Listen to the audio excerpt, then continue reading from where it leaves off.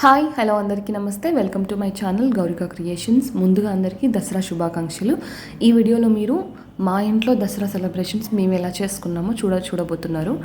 Morning ఏమో అలసంద గారెలు విత్ డబల్ మసాలా చికెన్ పులుసు చేసాము.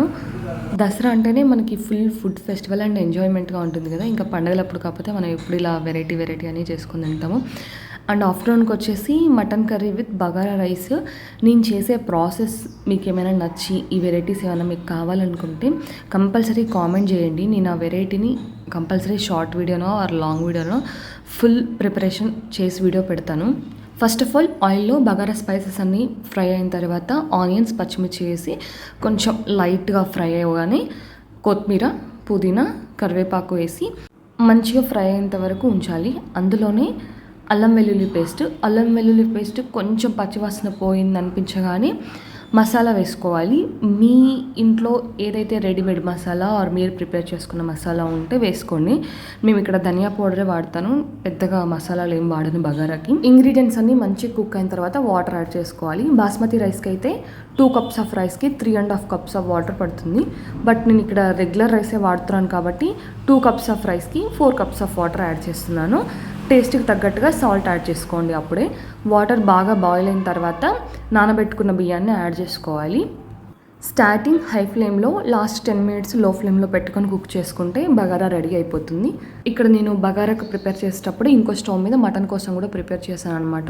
మటన్ రెగ్యులర్ బేసిక్ స్టైల్ అందరు చేసుకునేలాగే చేశాను, స్పెషల్గా ఏం చేయలేదు. ఇంకా ఫుడ్ ప్రిపరేషన్ మొత్తం అయిపోయిన తర్వాత లంచ్ చేసేసి రెడీ అయ్యి మా ఇంటి దగ్గరలోనే పక్కనే కాలనీ మెంబర్స్ అందరూ కలిసి సేమ్ లాస్ట్ టైం బతుకమ్మకి ఎట్లయితే క్లీన్ చేసిరో సేమ్ అట్లనే క్లీన్ చేసి అందరు కూర్చొని పూజ చేసుకోవడానికి, ఎవరికి ఏ డిస్టర్బెన్స్ కాకుండా ఉండి నీట్గా పూజ చేసుకోవడానికి. అసలు మేము చిన్నప్పటి నుంచి ఎప్పుడు కూడా చూడలే అనమాట. జమ్మికి ఎట్లా పూజ చేస్తారు, ఏం చేస్తారు అసలు దసరా రోజు పూజ అంటే అనేది మాకు ఎప్పుడు తెలీదు. ఫస్ట్ టైం మేము ఎక్స్పీరియన్స్ చేసినాం. మాకైతే చాలా మంచిగా అనిపించింది. మీకు కూడా ఆపర్చునిటీ చాలా మందికి దొరకదు అది, ఎందుకంటే ఎక్కువ మంది జనాలు ఒకే ప్లేస్లో చేరడం వల్ల డిస్టర్బెన్సెస్ ఎక్కువ అయిపోయి చాలామంది పూజను కూడా చూడలేరు. సో ఇయర్ మాకు అలా లేకుండే మంచి ప్లేస్, మంచి ఎన్విరాన్మెంట్, పూజాన్ని పిలిపించి మంచిగా పూజ చేయించారు.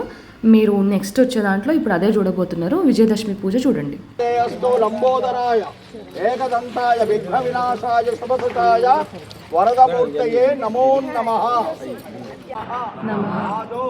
నిర్విఘ్నేన పరిసమాప్త్యర్థం గణాధిపతి పూజాం కరిష్యే నమః.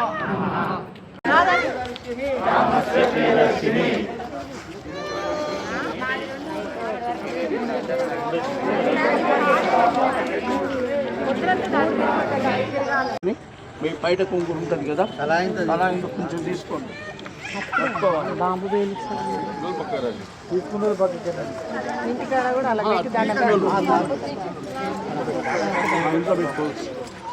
అలా కొద్ది తీసుకోండి. అందరికి అనర్థాలు చెప్తానండి. శమేతే పాపం శత్రు వినాశిని ధనుర్ధారి ప్రియదర్శిని శమేతే పాపం శత్రు వినాశిని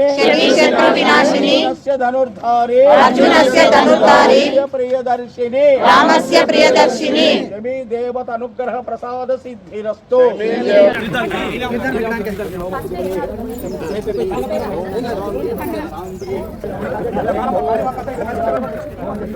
పూజ కంప్లీట్ అయిపోయిన తర్వాత మా ఊర్లో ఎక్కడైతే దసరా సెలబ్రేట్ చేస్తారో ఆ ప్లేస్కి వెళ్ళామన్నమాట.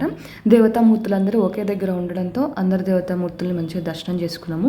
ఊరంతా ఒకే ప్లేస్కి వచ్చేసరికి ఫుల్ క్రౌడ్, ఎంత క్రౌడ్ ఉందో చూడండి ఒకసారి. ఈ వీడియో చూసిన వాళ్ళు ఎవరైనా మా ఊరి వాళ్ళు ఉంటే, అంటే ఈ ప్లేస్ చూడగానే అర్థమైపోతుంది కదా ఇది మా ఊరే, మా ప్లేసే అని చెప్పి.